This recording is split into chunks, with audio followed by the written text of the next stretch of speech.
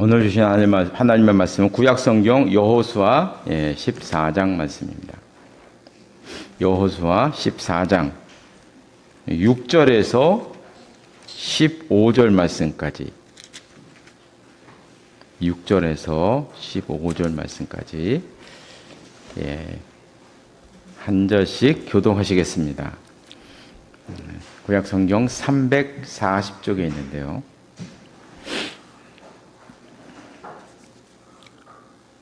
14장 6절로 15절, 제가 6절 말씀을 읽겠습니다.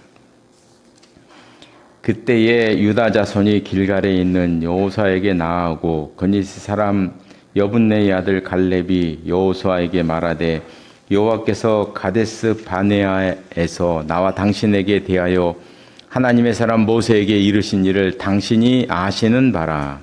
내 나이 40세에 여호와의 종 모세가 가데스 바네아에서 나를 보내어 이 땅을 정탐하게 하였으므로 내가 성실한 마음으로 그에게 보고하였고 나와 함께 올라갔던 내 형제들은 백성의 간담을 높게 하였으나 나는 내 하나님 여호와께 충성하였으므로 그날에 모세가 맹세하여 이르되 내가 내 하나님 여호와께 충성하였은즉 내 발로 가는 나는 영원히 너와 내 자손의 기억이 되리라 하였나이다. 이제 보소서 여호와께서 이 말씀을 모세에게 이르신 때로부터 이스라엘 이 광야에서 방황한 이 45년 동안을 여호와께서 말씀하신 대로 나를 생존하게 하셨나이다. 오늘 내가 85세로 돼 모세가 나를 보내던 날과 같이 물로 내가 여전히 강건하니 내 힘이 그때나 지금이나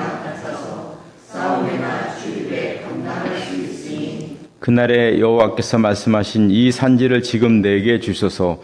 당신도 그날에 들으셨거니와 그곳에는 아낙 사람이 있고 그 성읍들은 크고 견고할지라도 여호와께서 나와 함께 하시면 내가 여호와께서 말씀하신 대로 그들을 쫓아내리이다 하니 여호수아가 여분네의 아들 갈렙을 위하여 축복하고 헤브론을 그에게 주어 기업을 삼게 하매 헤브론이 그니스 사람 여분네의 아들 갈렙의 기업이 되어 오늘까지 이르렀으니 이는 그가 이스라엘의 하나님 여호와를 온전히 쫓았음이라.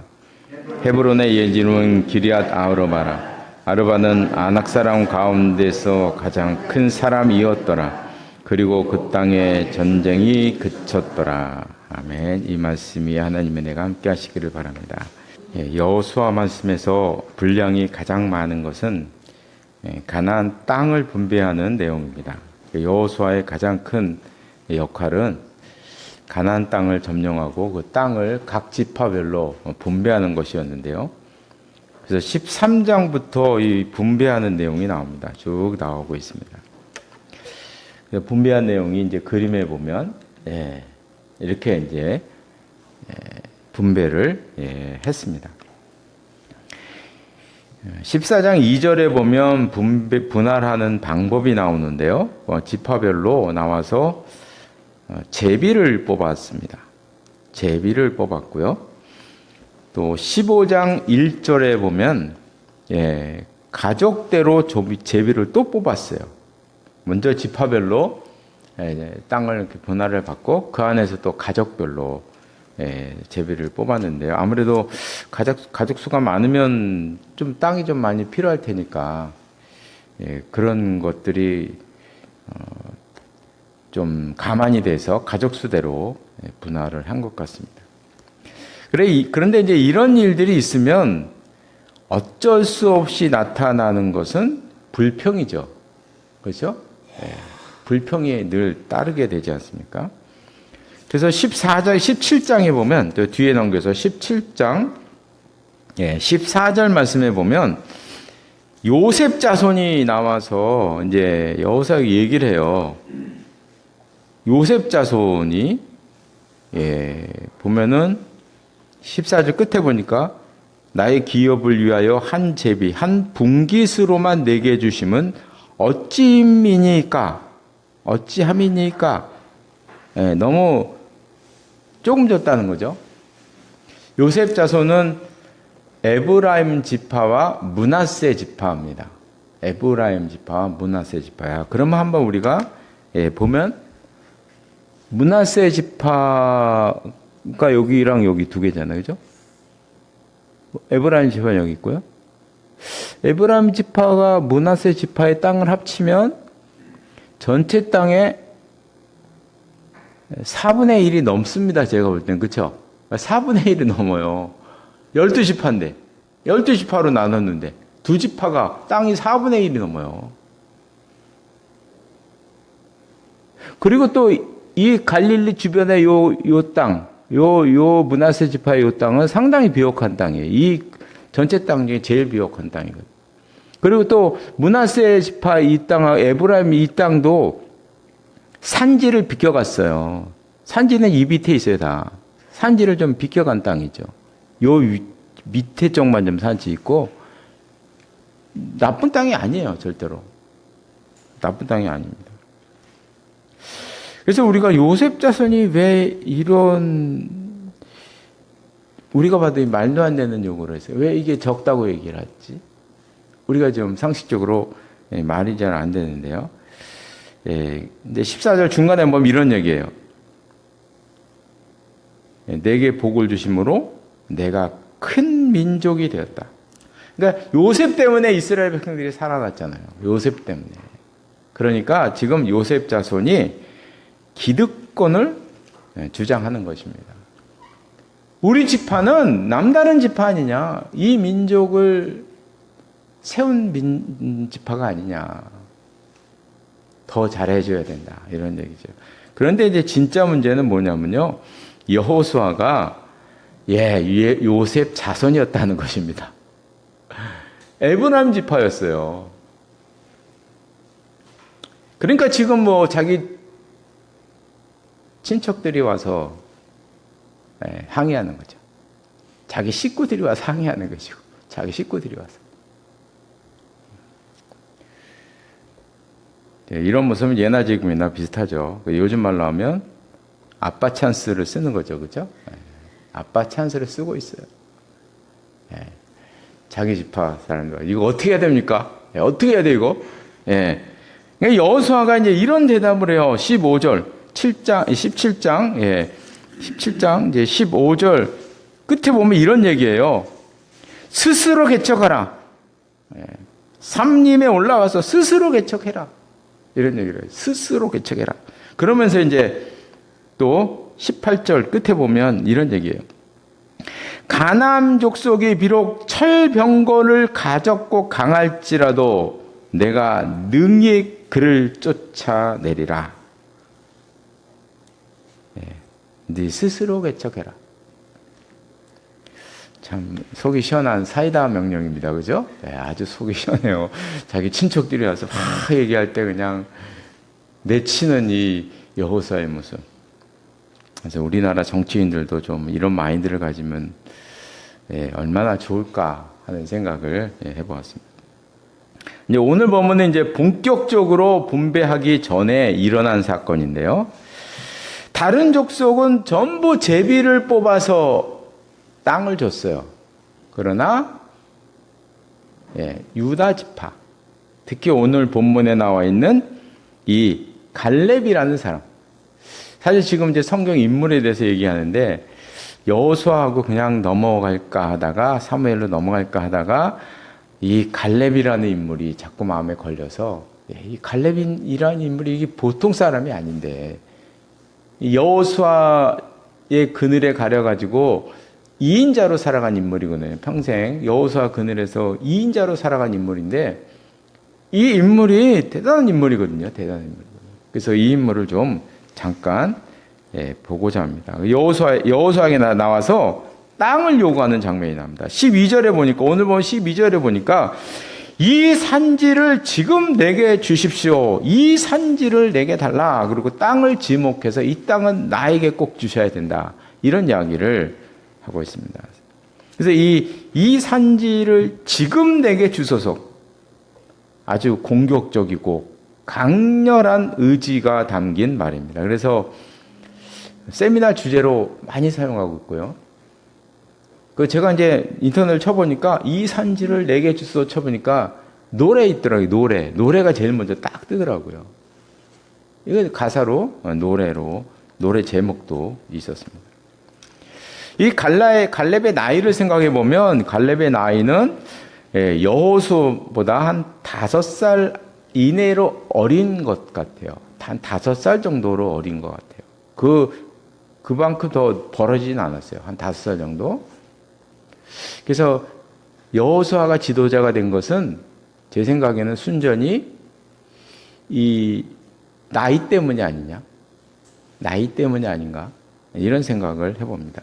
그리고 이 갈렙은 유다 지파의 수장이었는데 이 유다 지파는 12지파 중에서 가장 강한 지파였고 전쟁이 일어나면 항상 먼저 나가서 전쟁을 치른 지파이 유다 지파입니다. 보면 광야 시절에도 진을 칠 때도 늘 요 앞에 동쪽에 맨 앞에 진을 쳤고요. 특히 행진할 때 보면 요 밑에 행진의 순서가 나오거든요. 12지파. 맨 앞에 있었어요, 유다. 맨 앞에 갔어요. 하여간 무슨 전쟁을 치렀다 그러면 유다 지파가 먼저 나가는 거예요. 먼저. 가장 강하고 가장 열정적인 그런 민족이 바로 이 유다 지파였습니다. 그리고 나중에 이제 다윗과 결국 유다 지파가 왕족이 되죠. 왕이 되죠. 다윗도 나오고 그리고 예수님도 이 지파에서 나오게 됩니다. 그럼 유다 지파가 이렇게 강하게 된 그 이유가 무엇이었는가? 그걸 우리가 한번 따져 들어가 보면 갈렙이라는 인물이 나오게 되는 거죠. 갈렙. 그래서 이 갈렙으로 인해서 유다 지파가 이렇게 강한 민족이 되었다. 지파가 되었다는 거죠. 이런 강한 면모가 바로 오늘 본문에 나오는 것입니다. 그럼 갈렙이 요구한 땅을 우리가 한번 살펴보면 도대체 갈렙이 왜 이 땅을 요구했느냐? 그 땅을 한 2가지 특징을 살펴볼 수가 있는데요. 먼저 첫 번째 이유는 12절 중간에 보면 이런 말이 나와요. 그곳에는 아낙 사람이 있다. 이런 말씀이 나와요. 그리고 그 성읍들은 크고 견고할지라도 이런 말씀이 나오고 있습니다. 아낙이라는 민족이 살던 지역이라는 것입니다. 아낙 자손이 있기에 내가 가야 합니다. 이렇게 얘기를 하는 거예요. 이 갈렙은 아낙이라는 민족하고는 관계가 있는데요. 민수기 14장에 보면 나오는데 오늘 보면 7절에도 나와요. 7절에 보면 내 나이 40세 때 여호와의 종 모세가 가데스 바냐에서 나를 보내어 이 땅을 정탐하게 하였으므로 지금부터 40년 전에 모세가 12명의 정탐꾼을 보냈잖아요. 네. 여기 보면은 이 지파 나눈 거고요. 그 당시에 이 가데스 바네아에서 정탐꾼 12명을 보냈어요. 지파별로 한 명씩. 그래서 정탐을 했는데 어디를 정탐했냐면 바로 이 땅을 정탐했습니다. 여기를. 베들레헴, 예루살렘이 여기 있습니다. 베들레헴과 예루살렘과 헤브론이 있는 이 땅을 이게 정탐을 하고 돌아온 곳이었어요. 정탐을 했던 지역입니다. 갈렙은 12명 가운데 한 사람이었고요. 12명 가운데 우리가 아는 것처럼 10명은 가나안에 들어가지 말자. 왜냐하면 그 민족이 너무나 강하다. 우린 상대가 안 된다. 반대를 했습니다. 단지 여호수아와 갈렙만이 찬성을 했는데 그때 이 정탐꾼들이 눈으로 봤던 민족이 바로 아낙 자손이었다는 거예요. 아낙 자손. 그때 10명은 이렇게 얘기했어요. 그들에 비하면 우리는 메뚜기와 같습니다. 우리는 그들의 노예가 될 것입니다. 그러니까 온 백성들이 울고불고 난리가 났었거든요. 결국 그 10명의 보고 때문에 가나안 땅에 들어가지 못하고 40년 동안 광야에서 유리하며 지냈습니다. 이때 이제 여호수아 갈렙만이 이길 수 있다 들어가자고 얘기했는데 그때 사실 앞에 나가서 얘기한 사람이 여호수아가 아니에요. 갈렙입니다. 갈렙이 얘기를 했어요. 갈렙이 모세 앞에서 백성을 조용하게 하고 이르되 우리가 곧 올라가서 그 땅을 취하자 능히 이기리라고 갈렙이 이야기했어요. 그리고 여호수아는 그 밑에서 동의를 한 것이죠. 그래서 우리는 이제 이 사건을 좀 객관적으로 볼 필요가 있어요, 항상. 사실 이 당시 정확한 보고를 한 것은 여러 가지 정황을 보면 10명의 정탐꾼이 객관적이고 정확한 보고를 사실 한 것입니다. 이 안악이라는 민족은 거인 민족이었다고 알려지고 있어요. 이 보통 민족이 아닙니다. 거인 민족이에요. 그러니까 다시 말하면 그냥 그 안악 자손의 보통 사람들이 다 골리앗이었던 거예요. 다 골리앗인 거예요, 골리앗. 그 거인 민족이었어요, 거인 민족. 그리고 안악 자손이 살던 이 지역은 아주 험한 산지로 유명해요. 여기 오면 여기에요, 여기가 이스라엘 땅에서 가장 험한 산지예요. 가장 험한 산지. 가장 험한 산지다 보니까 요새 지역이었던 거지, 요새 지역.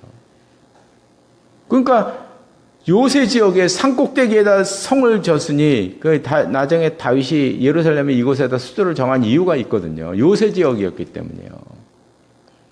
그 산꼭대기에다가 도시를 만들어 놓은 거예요. 그러니까 얼마나 튼튼하겠습니까? 그 성이.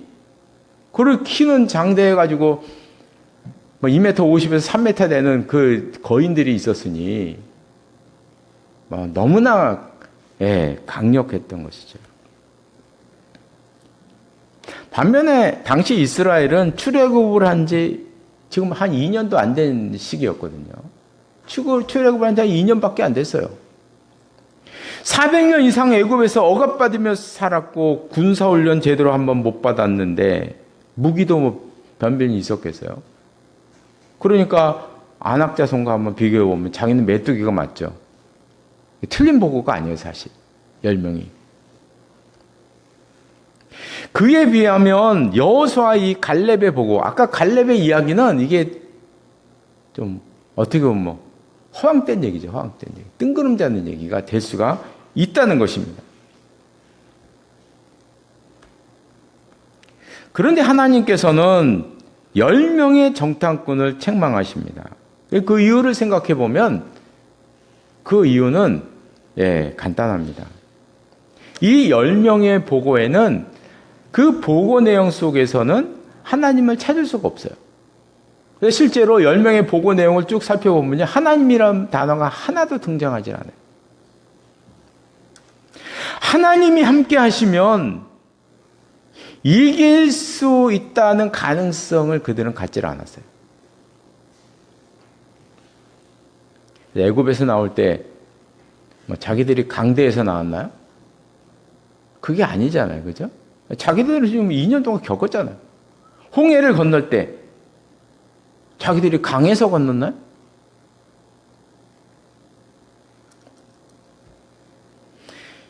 여호수아와 갈렙만이 그 가능성을 말한 것입니다. 안악 자손이 아무리 강하다고 해도 우리에게는 하나님이 계시지 않습니까?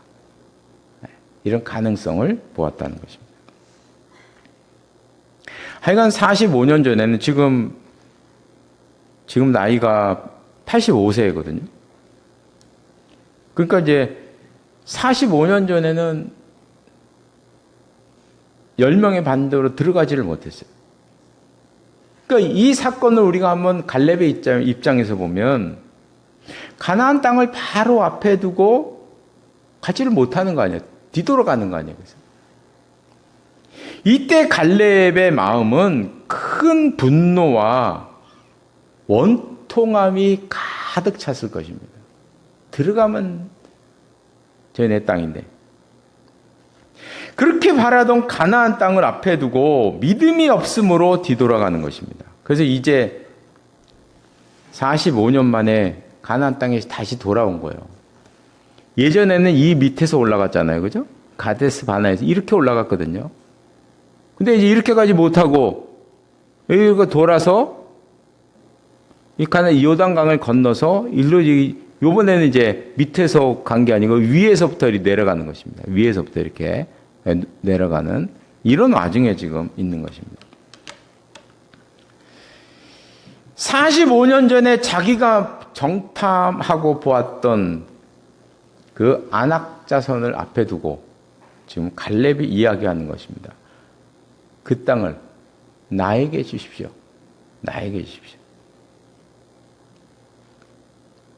9절 말씀에 보면은 이런 말씀이네. 그날에 모세가 맹세하여 이르되 너가 내 하나님 여호와께 충성하였은즉 내 발로 밟는 땅은 영원히 너와 내 자손의 기업이 되리라. 이렇게 모세가 갈렙에게 약속을 한 것 같아요. 네. 분명히 가나안 땅에 들어가서 너가 발로 밟는 땅을 내가 갈렙 너에게 줄 것이다. 그건 유다 지파에게 주겠다는 얘기죠. 그래서 내가 내 발로 밟는 땅이 구체적으로 아낙 자손의 땅을 지칭하는 건지는 모르겠어요.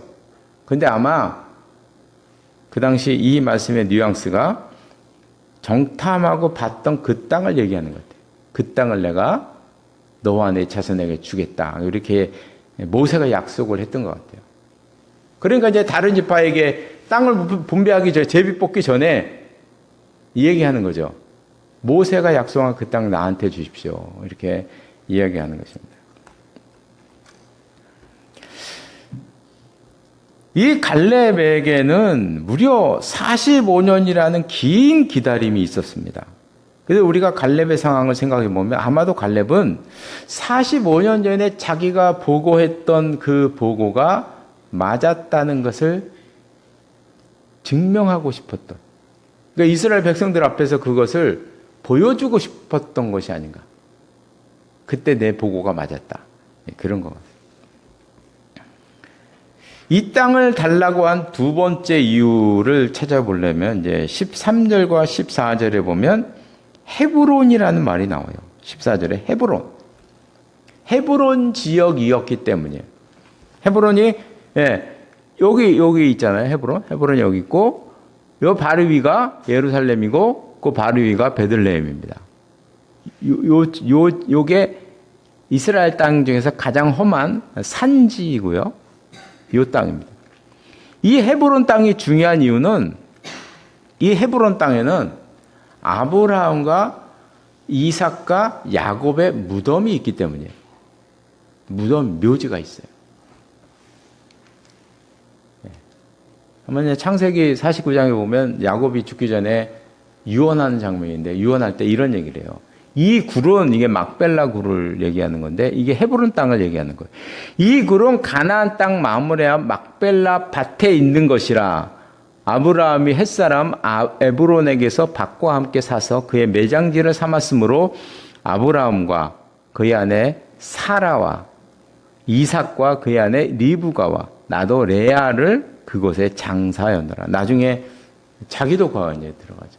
그래서 아브라함과 이삭과 야곱의 묘가 있는 곳이 헤브론이었다는 것이죠. 그래서 우리가 이런 것을 생각해 보면 이스라엘 입장에서 보면 다른 땅은 점령하지 못해도 이 땅을 점령해야죠. 그렇죠?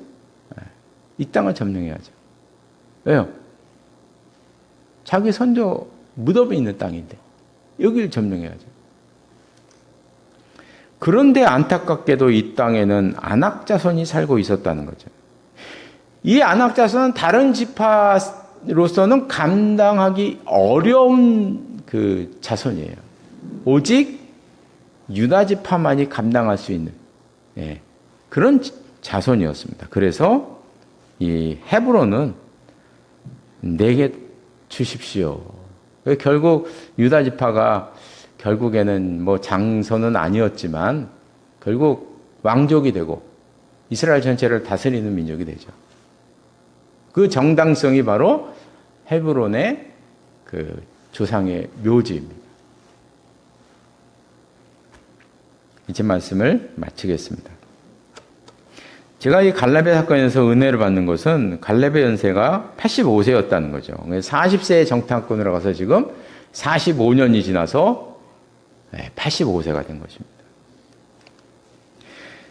지금 이 갈렙은 45년 전에 그 느꼈던 그 원통함, 가나안 땅을 앞에 두고 되돌아갈 때의 그 원통함 있잖아요. 분노심, 이것을 간직하고 있었습니다. 요즘 말로 하면 이 갈렙은 자기 꿈을 무려 45년 동안이나 그 마음에 지니고 있었다.